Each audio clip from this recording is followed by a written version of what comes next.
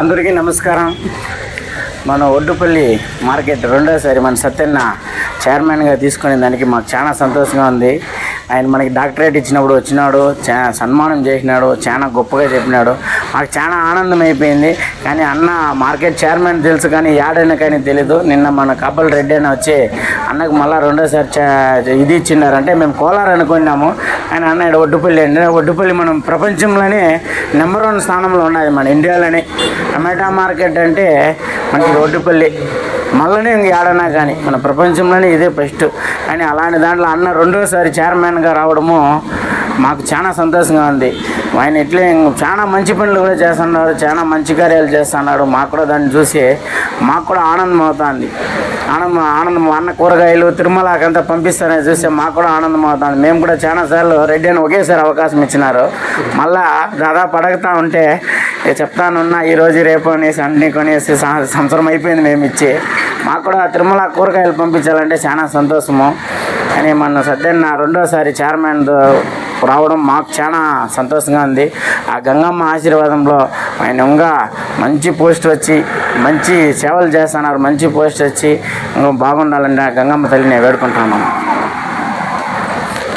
సంతోషం మాకు. ఎందుకంటే ఒక కర్ణాటకలో మన ఇండియాలోనే టమాటా మార్కెట్లో ఫస్ట్ మార్కెట్ ఒడ్డుపల్లి మార్కెట్ ఎక్కడ ఉండదు, ఇండియాలోనే ఉండదు.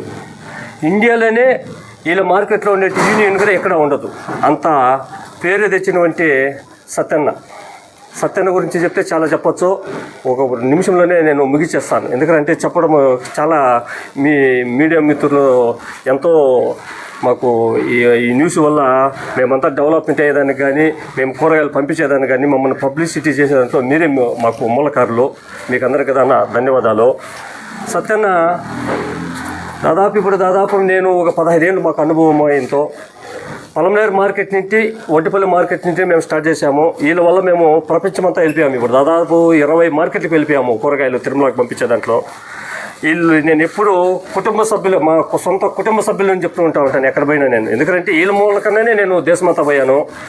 మాకు సత్యన్న ఎక్కడన్నా ఈ కర్ణాటకలో ఏడన్నా ఉండి మాకు పరిచయాలు చేయించే దాంట్లో ముందుంటాడు.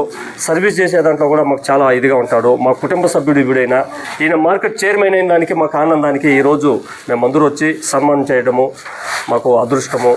అదేవిధంగా నిన్నే చెప్పాను మురుగన్నకి, అన్న నువ్వు పొలంనేరులో ఎన్నో సర్వీసులు చేస్తూ ఉంటావు, ఈ ఒడ్డుపల్లి మార్కెట్ చైర్మన్గా ఒకసారి మనము కలుసుకొని వద్దామన్నా అంటే ఆయన ఒక సెకండ్లో నాన్న వెళ్దామని అన్నాడు.